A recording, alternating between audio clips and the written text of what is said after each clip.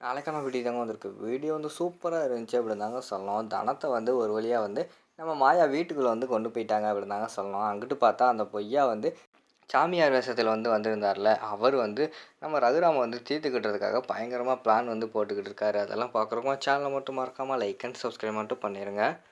First எடுத்த உடனேயுமே வந்து நம்ம மாயா வந்து பயங்கரமா பிளான் போட்டுடுறாங்க. தனத்த வந்து எப்படியாவது வீட்டுக்குள்ள கொண்டு வரணும் அப்படின்னு சொல்லிட்டு 3 சுமங்கலிங்க வந்து வீட்டுக்குள்ள வரணும் அப்படிங்கிற மாரி சொல்லிட்டு அந்த இடத்துல சொல்லியிருக்காங்கல்ல. அதில ஒரு சுமங்கலியா வந்து நம்ம தனத்த வந்து முக்காடெல்லாம் போட்டுட்டு வீட்டுக்குள்ள வந்து கூட்டு வர மாரி தான் காட்டிக்கிட்டு இருக்காங்க. அந்த நேரத்தில வந்து நம்ம பார்வதி வந்து சந்தேகப்பட ஆரம்பிச்சிடுறாங்க.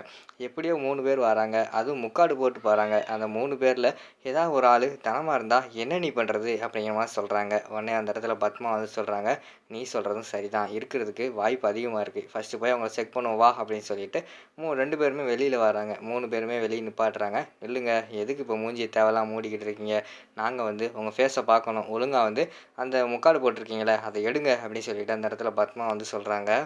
ஒவ்வொருத்தவங்களா கூப்பிட்டு வந்து அந்த முக்காடை எடுங்க அப்படின்னு சொன்னோடனே 2 பேர் எடுத்துடுறாங்க. இங்கிட்டு பார்த்தா நம்ம தனம் வந்து எடுக்காமல் நின்றுக்கிட்டு இருக்காங்க. ஏய் யாரும்மா நீ? நீ மட்டும் வந்து எடுக்க மாட்டேங்கிற, ஒழுங்கா அவனோட ஃபேஸை காட்டுமா அப்படிங்கிற மாதிரி சொல்லிக்கிட்டு இருக்காங்க. என்னடா பண்ணுறது, மாட்டிக்கிட்டோம் போலையே அப்படின்னு சொல்லிட்டு ஒரு பக்கம் தனம் வந்து யோசிச்சுக்கிட்டு இருக்காங்க. மாயாவுக்கு வந்து என்ன பண்ணுறதுனே தெரில. எவ்வளோ கஷ்டப்பட்டு கூப்பிட்டு வந்தால் கடைசியில் வந்து அத்தை மோப்பம் பிடிச்சி இப்படிலாம் பண்ண ஆரம்பிச்சிருச்சே அப்படின்னு சொல்லிட்டு அவங்க யோசிச்சுக்கிட்டு இருக்காங்க. அந்த நேரத்தில் நம்ம ரகுராம் வந்து பத்மா இங்கே வா அப்படின்னு சொல்லிட்டு அந்த இடத்துல கூப்பிட்றாங்க. இந்த வாரனே அப்படின்னு சொல்லிட்டு அந்த இடத்துல இருந்து பத்மா பார்வதி போயிடுறாங்க. எப்படியோ தனம் வந்து தப்பிச்சிடுறாங்க. மாயா வந்து கண்ணை காட்டிடுறாங்க. இதுதான் சாக்கு, நீ வந்து வீட்டுக்குள்ளே போயிடு அப்படின்னு சொன்னோடனே 3 பேருமே வீட்டுக்குள்ளே வந்து போயிடுறாங்க. அங்கிட்டு பார்த்தா நம்ம பூசாரி வந்து வேலையை காட்டிக்கிட்டு இருக்காரு. பொய்யா வந்து ஐயர் வேஷம் போட்டு வந்திருக்காருல, அவர் வந்து ஒரு பேக்குள்ளே இருந்து பெரிய நீளமான வயர் வந்து எடுக்காரு. உடனே அந்த உண்மையான பூசாரி வந்து கேட்காரு, இது என்னதுயா, இது எதுக்கே எடுக்க அப்படிங்கிற மாதிரி சொன்னோடனே, யோ உன்னை வீட்டில் வச்சா என்ன சொன்னோம், நான் என்னனாலும் பண்ணுவேன், நீ கண்டுக்கக்கூடாது, அமைதியாகவே இருக்கணும்னு சொல்லிக்கிட்டு இருக்கேன். இங்கே வந்துட்டு அது எது இது எதுன்னு கேட்டுக்கிட்டு இருக்கேன், ஒழுங்காக அமைதியாக உட்காரியா அப்படிங்கிற மாதிரி சொல்கிறாங்க.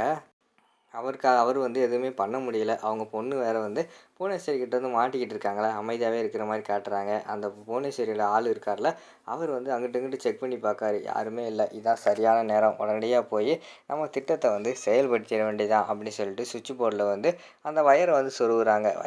வயரை வந்து நீளமாக எடுத்துகிட்டு வந்து பக்கத்தில் வச்சுருக்காரு. எப்படியாவது வந்து இந்த வயரை வந்து ரகுராமோட காலில் வச்சிட வேண்டியதான். ஷாக் அடித்த உடனேயும் ஆள் க்ளோஸ் ஆயிடுவாங்க.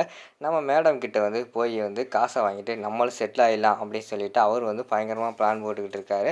சுவிட்சை போட்டு அந்த வயரை வந்து பக்கத்துலேயே வச்சுக்கிட்டு இருக்காரு. சரி எல்லாருமே ஆரம்பித்தாச்சு, ஐயாவை கூட்டுவாங்க அப்படிங்கிற மாதிரி சொன்னோடனே அங்கிட்டிருந்து ரகுராம் வந்து கூட்டு வராங்க. அண்ணே வாங்கண்ணே எல்லாமே ரெடி ஆயிடுச்சு அப்படின்னு சொல்லிட்டு சிவராம் வந்து கூட்டு வராங்க. ரகுராம் வராங்க. சரின்னு சொல்லிட்டு வந்தவொடனேயுமே அந்த சேரில் உட்காருங்க அப்படிங்கிற மாதிரி சொல்லிடுறாங்க. சரின்னு சொல்லிட்டு ரகுராம் வந்து அந்த சேரில் உட்காந்துடுறாங்க. உட்காந்துட்டு கீழே வந்து ஒரு தட்டு மாதிரி இருக்குது, இதில் வந்து உங்கள் காலை வச்சுக்கோங்கயா அப்படிங்கிற மாதிரி சொல்கிறாங்க.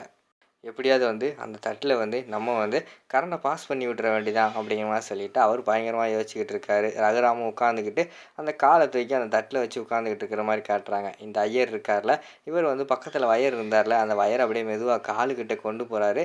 அவர் அந்த நேரத்தில் வந்து வயர் வந்து கொஞ்சம் கட்டையாக கொண்டு வந்திருக்காரு. அது பார்த்துக்கிட்டோம்னா நம்ம ரகுராம் கால் வரைக்கும் எட்டவே இல்லை. அதுக்கு முன்னாடியே வந்து அந்த வயர் வந்து முடிஞ்சிருது. என்னடா பண்ணுறதுன்னு சொல்லி யோசிச்சுக்கிட்டு இருக்காரு.